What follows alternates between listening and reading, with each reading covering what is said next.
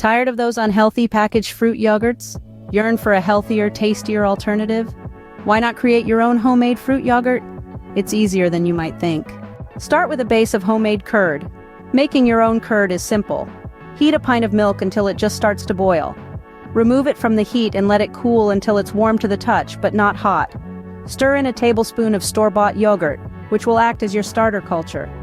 Cover the mixture and let it sit at room temperature for about 8 to 10 hours or until it thickens.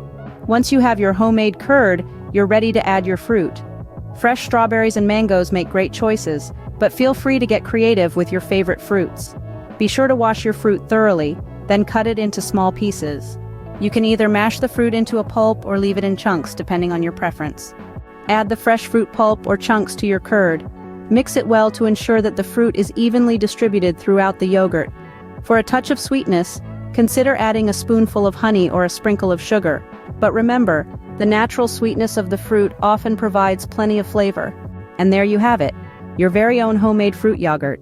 Not only is it delicious, but it's also packed with health benefits. Making your own yogurt means you control the ingredients, allowing you to avoid the high sugar content and artificial flavors found in many packaged yogurts.